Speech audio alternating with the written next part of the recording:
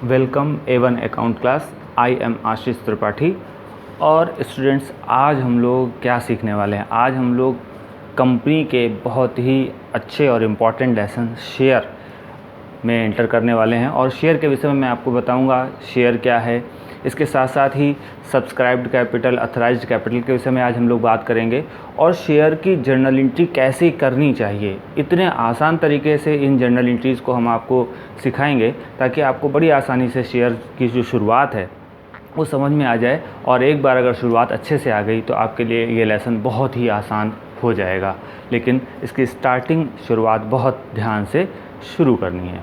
तो चलिए शुरू करते हैं। आज A1 अकाउंट क्लास में इशू ऑफ शेयर में कंपनी का जो पार्ट है उसके विषय में बात करते हैं। कंपनी क्या चीज़ होती है? कंपनी के विषय में आपने सुना होगा, है ना। अभी तक हम लोग पार्टनरशिप पढ़ रहे थे और पार्टनरशिप में जो है कुछ पैसे लगाकर जो है बिज़नेस, सारे पार्टनर मिलकर बिज़नेस शुरू करते थे।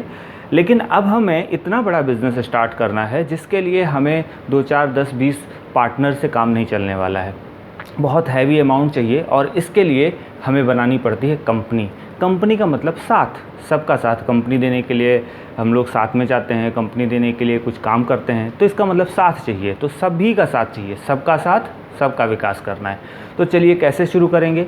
तो कंपनी के लिए हमें बहुत सारा पैसा या कैपिटल कलेक्ट करना है और उस कैपिटल को कलेक्ट करने के लिए, उस कंपनी की पूरी कैपिटल को कलेक्ट करने के लिए हमें थोड़ी थोड़ी कैपिटल हर किसी से चाहिए।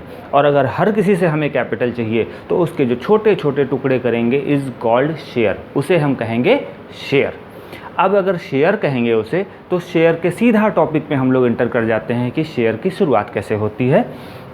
तो चलिए, सबसे पहले जब हम कंपनी के स्टार्टिंग करते हैं तो हम उसका रजिस्ट्रेशन करवाते हैं। उम्मीद है आपने ये सारे टॉपिक पहले पढ़े हैं, इनके इंट्रोडक्शन। तो जब हम उसका रजिस्ट्रेशन करवाते हैं तो रजिस्ट्रेशन करवाते समय रजिस्ट्रार ऑफिस में जितनी कैपिटल हमें अथराइज्ड कर दी जाती है, मैक्सिमम जितनी कैपिटल मुझे अलाउ है कंपनी चलाने के लिए, उसी को हम रजिस्टर्ड कैपिटल या नॉमिनल कैपिटल के नाम से जानते हैं। अगर हमने शुरू में ही हमें अलाउ कर दिया गया रजिस्ट्रार ऑफिस से कि हम 1 लाख रुपीज़ की कैपिटल से अपना बिज़नेस जो है वो हमेशा मैक्सिमम 1 लाख रुपीज़ की कैपिटल से अपना बिज़नेस चलाएंगे, तो 1 लाख रुपीज़ हमारे अलाउ है। अब हम 1 लाख रुपीज़ कैसे कलेक्ट करेंगे? हम इनको कलेक्ट करेंगे 10,000 share into 10 rupees each, into 10 each. 10,000 share 10 रुपये के रेट से अगर हम मार्केट में इशू करते हैं तो हम 1 लाख रुपीज़ कलेक्शन कर लेंगे। लेकिन ये अथराइज्ड कैपिटल है, ये मैक्सिमम लिमिट है, ये हमें अभी चाहिए नहीं। अब हम बात करते हैं कि इशूड कैपिटल क्या है। इशूड कैपिटल वो कैपिटल है जो हमें इस साल कैपिटल की ज़रूरत है। ये तो हमें ज़रूरत थी मैक्सिमम लिमिट 1 लाख, लेकिन 1 लाख नहीं, हमें इस साल सिर्फ अगर 80,000 रुपीज़ मिल जाते हैं तो हमारा इस करेंट ईयर का बिज़नेस स्टार्ट हो जाएगा। और 80,000 रुपीज़ अगर हमें कैपिटल के चाहिए तो जाहिर सी बात है हम मार्केट में कितने शेयर इशू करेंगे? 8,000 शेयर इशू कर दें। और 10 रुपीज़ ईच के रेट से अगर हम शुरू करते हैं तो क्या हो जाएगा? 80,000 रुपीज़ कलेक्ट हो जाएंगे। इस तरीके से हमारी इशूड कैपिटल क्या हो गई? 80,000 रुपीज़। 8,000 शेयर इशू करके 10 रुपीज़ ईच के रेट से। अब सब्सक्राइब्ड कैपिटल क्या है? सब्सक्राइब्ड कैपिटल वो कैपिटल है जो हम मार्केट में इशू तो करना चाहते हैं 8,000 शेयर, लेकिन कोई ज़रूरी नहीं है कि पब्लिक 8,000 शेयर ले ही ले। हो सकता है पब्लिक जो हमसे शेयर लेना चाहती है वो सिर्फ है 6,000 शेयर। तो 6,000 शेयर पब्लिक हमसे लेना चाहती है कि हमारी नई नई कंपनी है, सारे लोग हमारे शेयर नहीं खरीद रहे हैं। तो 6,000 शेयर अगर पब्लिक हमसे लेती है और 10 रुपीज़ ईच के रेट से लेती है तो 60,000 रुपीज़ हमारे पास कलेक्ट हो जाएंगे। वो हो जाएंगे हमारे क्या? Subscribed capital. तो सब्सक्राइब्ड कैपिटल ये आ गई। सब्सक्राइब्ड कैपिटल की खास बात यह है कि ये इशूड के इक्वल भी हो सकती है। हम 80 इशू करें, 80 ही पब्लिक ले ले तो सब्सक्राइब्ड और इशूड इक्वल हो जाएंगे। सब्सक्राइब्ड कैपिटल इशू के इक्वल भी हो सकती है, कम भी हो सकती है और कई बार ज़्यादा भी हो सकती है। अगर हम 80,000 शेयर मार्केट में इशू करना चाहते हैं और एप्लीकेशन आ जाए हमारे पास जो है वो 90,000 की, तो सब्सक्राइब ज़्यादा हो जाएगी। चलिए इसके विषय में बात करते हैं। अब हम बात फोकस करेंगे 10 रुपीज़ ईच की। ये जो 10 रुपीज़ ईच है ये कंपनी एक बार में नहीं लेगी, ये 10 रुपीज़ ईच जो है वो इंस्टॉलमेंट में अलग अलग पार्ट में लेगी। कैसे लेगी चलिए देखते हैं। ये जो 10 रुपीज़ ईच है, कंपनी कहती है कि जो 10 रुपीज़ है वो आप सबसे पहले एप्लीकेशन के टाइम मुझे 3 रुपीज़ दे दीजिएगा। हमने कहा ठीक है, एप्लीकेशन फॉर्म के टाइम हम आपसे ले लेंगे 3 रुपीज़। कैसे? ये बिल्कुल वैसा प्रोसेस है जैसे कि हम स्कूल में एडमिशन लेते हैं। तो सबसे पहले हम जाते हैं ऑफिस में, एक एप्लीकेशन के लिए फॉर्म ख़रीदते हैं और एप्लीकेशन का पेमेंट कर देते हैं। अब हम एप्लीकेशन का पेमेंट कर देते हैं और उसके बाद हम कुछ पैसे सबमिट कर देते हैं। इसके बाद हमारा एडमिशन हो जाता है। जब हमारा एडमिशन हो जाता है तो स्कूल कहता है कि भैया आपका एडमिशन हो गया है, अब आप एडमिशन फ़ीस जमा करो। तो जो एडमिशन हो जाने पर जब हम एडमिशन फ़ीस जमा कर रहे हैं इज़ कॉल्ड अलॉटमेंट। यहाँ पर कंपनी इसी चीज़ को अलॉटमेंट के नाम से जानती है। फिर क्या होता है, अब हमसे स्कूल कहता है कि ठीक है अब आप हर मंथली आप हमें पेमेंट करिएगा। तो हर महीने आप हमें अगर पेमेंट करेंगे तो क्या हो जाएगा कि अब फर्स्ट कॉल और सेकंड कॉल की शुरुआत हो जाएगी। तो चलिए देखते हैं कैसे। तो सबसे पहले जो 10 रुपीज़ का एप्लीकेशन है वो 3 रुपीज़ आपने कंपनी को दे दिया, एप्लीकेशन फॉर्म ख़रीदा और 3 रुपीज़ कंपनी के पास पहुंच जाएंगे। अब कंपनी ने शेयर आपको अलॉट कर दिया। जब कंपनी ने शेयर आपको अलॉट किया तो कंपनी कहती है अब आप हमें 3 रुपीज़ और दे दीजिए, अलॉटमेंट मनी पे करिए। आपने अलॉटमेंट मनी पे कर दिया। अब आपने उसके बाद कंपनी कहती कि ठीक है बाकी के पैसे हम आपको इंस्टॉलमेंट में मांग लेंगे। तो फर्स्ट बार जब कंपनी आपसे पैसे मांगती है तो फर्स्ट कॉल, उस समय कंपनी कहती है कि अब आप हमें 2 रुपीज़ दे दीजिए। आपने 2 रुपीज़ दे दिया, ये कंपनी के पास पैसे पहुंच गए। और फिर आपसे कंपनी ने सेकंड और फाइनल कॉल मांग लिया कि बाकी पैसे हुए पैसे भी दे दीजिए, तो 2 रुपीज़ आपसे और मांग लिए गए। इस तरह से आप देखेंगे तो कंपनी ने आपसे 10 रुपीज़ पूरे ले लिए, लेकिन 4 पार्ट में। तो कंपनी इस तरह से पैसे लेती है एक शेयर होल्डर से। अब यहाँ पर एक बात और ध्यान देने वाली है कि जब इस तरह से शेयर का पैसा लिया जाता है तब हमारी इसकी एंट्रियाँ होती हैं। तो एप्लीकेशन की 2 एंट्रियाँ हो जाती हैं, इसी तरीके से अलॉटमेंट की 2 एंट्रियाँ बन जाती हैं, फर्स्ट कॉल की 2 एंट्रियाँ बन जाती हैं और सेकंड कॉल की 2 एंट्रियाँ। हर एक स्टेप की 2-2 एंट्रियाँ बनती हैं। क्यों बनती हैं उसके विषय में बात कर लेते हैं। एक बहुत सिंपल सी बात है कि जब हम बिज़नेस को स्टार्ट करते हैं तो बिज़नेस को स्टार्ट करने में क्या करना होगा, हमें बिज़नेस को स्टार्ट करने की एक जर्नल एंट्री याद करिए। आपको सबसे पहले जर्नल एंट्री शुरुआत सिखाई गई थी बिज़नेस स्टार्ट करने की। सोचिए क्या होती है। हाँ, bank account debit to capital. तो जब हम बिज़नेस स्टार्ट करते हैं या कोई कैपिटल इंट्रोड्यूस करवाते हैं बिज़नेस में तो bank account debit to capital की एंट्री होती है। वहीं से शुरू करते हैं। जो शेयर होल्डर है वो बिज़नेस स्टार्ट करने जा रहा है कंपनी में अपने पैसे लगाकर, कंपनी में कैपिटल को लगाकर। तो जब वो बिज़नेस स्टार्ट करेगा तो bank account debit to capital की एंट्री होती है, ये आपको याद है। लेकिन यहाँ पर हम इसमें लगा देंगे शेयर, क्योंकि पूरी कैपिटल नहीं लगा रहा है, उसका एक पार्ट लगा रहा है, तो शेयर कैपिटल। तो ये हो गई बिज़नेस को स्टार्ट करने की एंट्री। लेकिन ये तब है जब ये पूरे 10 रुपये एक बार में ले लिए जाएँ तो। लेकिन ये 10 रुपये तो लिए जाएंगे इस तरह से 4 पार्ट में, तब हम एंट्री क्या करेंगे, तब हम इसके 2 पार्ट कर देते हैं, एक इधर और एक इधर। क्या, बैंक को भेज देते हैं ऊपर बैंक अकाउंट डेबिट और इस शेयर कैपिटल को ले आते हैं नीचे क्रेडिट। लेकिन अब हम इसके 2 पार्ट में कर दिए। अब बैंक अकाउंट डेबिट में हम क्या भर देते हैं, एप्लीकेशन। एप्लीकेशन की एंट्री यहाँ डाल देते हैं शेयर एप्लीकेशन टू। तो ये देखिए पहली एंट्री बन गई, bank account debit to share application account. ये एंट्री बन गई तब जब हमें शेयर एप्लीकेशन का पैसा कंपनी को रिसीव होगा। और जब इस एप्लीकेशन के पैसे को ट्रांसफ़र कर दिया जाएगा कैपिटल में तो इसी एप्लीकेशन को हम दूसरी एंट्री में क्या करेंगे, डेबिट।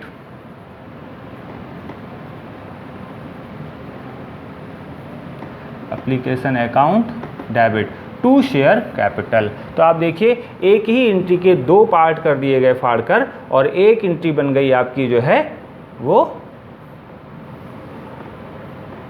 इस तरह से, एक डेबिट के कॉलम में चली गई और एक क्रेडिट। इस तरह से इसकी एंट्री की शुरुआत होती है। अब इस एंट्री को ही हम लोग आगे देखते हैं। जब एप्लीकेशन लिया जाता है तो एंट्री क्या बनेगी, bank account debit to share application. इसका मतलब है एप्लीकेशन मनी जब कंपनी को मिल जाएगी अपने शेयर होल्डर से तब वो एंट्री करेगा bank account debit to share application.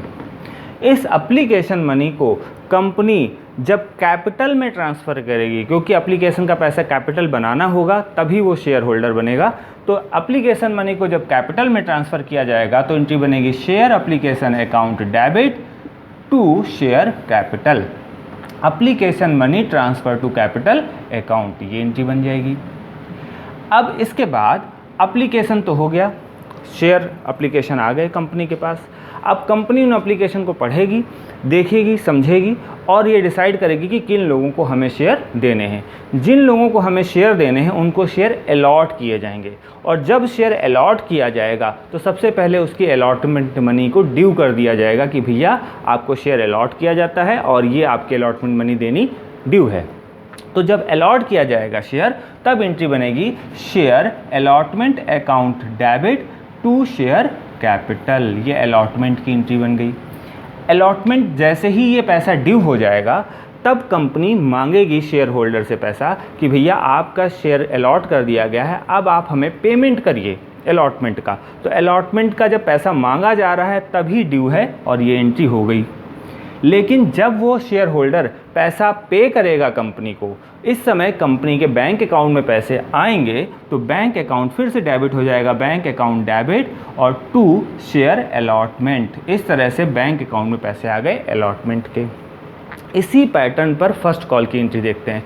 सबसे पहले फर्स्ट कॉल का पैसा कंपनी मांगेगी शेयर होल्डर से, और जब कंपनी मांगेगी शेयर होल्डर से तब एंट्री क्या बनेगी, share first call account debit to share first call account debit to share capital,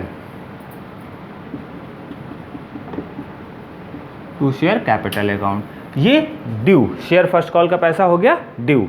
अब जब ये पैसा शेयर होल्डर देगा तब एंट्री क्या हो जाएगी, तब एंट्री बैंक में पैसे आएंगे कंपनी के, तो एंट्री हो जाएगी bank account debit to share first call.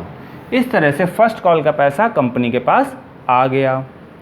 अब आगे देखते हैं इसी तरीके से सेकंड कॉल के साथ क्या होता है। सेकंड एंड फाइनल कॉल जब लास्ट में पैसे मांगेगी तब फिर वही कंपनी जब पैसे मांगेगी तब क्या हो जाएगी entry, share second final call account debit to share capital. इस तरह से शेयर ने सेकंड कॉल का पैसा मांगा कंपनी से। मांगने के बाद अब शेयर होल्डर कंपनी को ये पैसे पे करेगा, और जब पैसे पे करेगा तो अगली एंट्री हम इधर बता दे रहे हैं, एंट्री हो जाएगी बैंक अकाउंट डेबिट, इसलिए क्योंकि बैंक पैसा रिसीव कर रहा है शेयर होल्डर का, bank account debit to share second final call. इस तरह से ये यहाँ पर फाइनल कॉल की एंट्री हो जाएगी। तो आप देख रहे हैं कि किस तरह से पैसा पहले मांगने की एंट्री है ड्यू, और कैसे पेमेंट की एंट्री है इसके बाद। तो अब हम एक छोटे से एग्जांपल से इन एंट्री का यूज़ करना सीख लेते हैं। तो चलिए देखते हैं, यहाँ से ध्यान दें। क्वेश्चन में इशूड शेयर दिए गए हैं 50,000 और 10 रुपीज़ का एक शेयर है, और ये 10 रुपीज़ कैसे लिए जा रहे हैं, एप्लीकेशन के टाइम लिए जा रहे हैं 3 रुपीज़, अलॉटमेंट के टाइम लिए जा रहे हैं 3 रुपीज़, फर्स्ट कॉल के टाइम लिए जा रहे हैं 2 रुपीज़, और फाइनल कॉल के टाइम लिए जा रहे हैं 2 रुपीज़। टोटल 10 रुपीज़ आपसे ले लिए जा रहे हैं। हमें हर स्टेप की जर्नल एंट्री करनी है।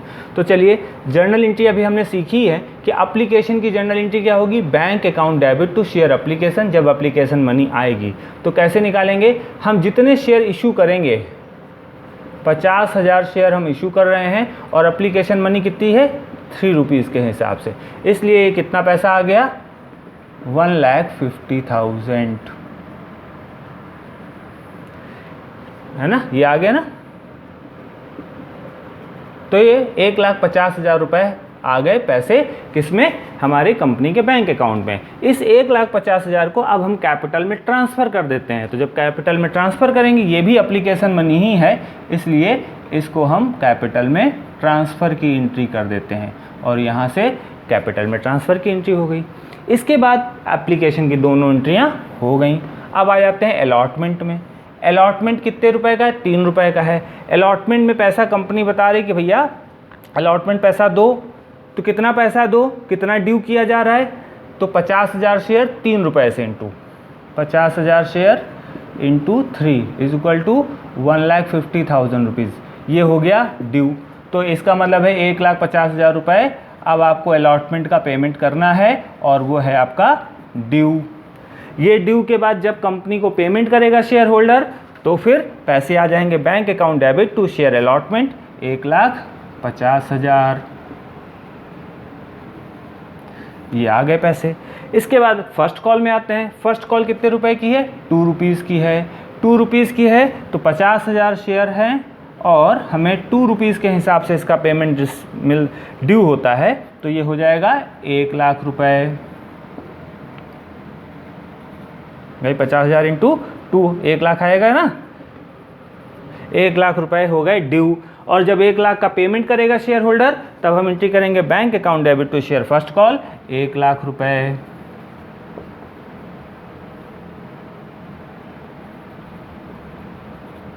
इसके बाद आते हैं सेकेंड कॉल में। सेकेंड कॉल मतलब फाइनल कॉल, लास्ट कॉल है ये, तब भी 2 रुपये मांगे जा रहे हैं शेयर के। तो जब 2 रुपये मांगे जा रहे हैं तो 50,000 शेयर हैं हमारे पास और हम 2 रुपये के हिसाब से फाइनल कॉल करते हैं, तो हमारा पैसा कितना ड्यू हो जाएगा, 1,00,000 रुपये। इस तरीके से फाइनल कॉल का पैसा ड्यू। और जब ये ड्यू का पेमेंट हमें रिसीव होगा हमारे फाइनल कॉल में, तो bank account debit to share second and final call entry बनेगी 1,00,000 रुपये डेबिट और 1,00,000 रुपये क्रेडिट। इस तरह से आप देख सकते हो कि हम लोग इसकी जर्नल एंट्री पास करते हैं। तो step by step in entries को सीखते जाइए, प्रैक्टिस करते जाइए, समझते जाइए और थोड़ा सा लर्न भी कर लिए। बड़ी आसानी से आपको जर्नल एंट्री आ जाएंगी। अगर ये एक बार आ गई तो इसके आने वाली जो लेसन है बहुत आसानी से समझ में आएगा। तो उम्मीद है कि आपको ये समझ में आया होगा। अगर आपको समझ में आया तो शेयर करें, ज़्यादा से ज़्यादा लोगों तक ये पहुँचाएँ, ताकि जिसके लिए शेयर कठिन है वो ईजी हो जाए। और थैंक यू वेरी मच।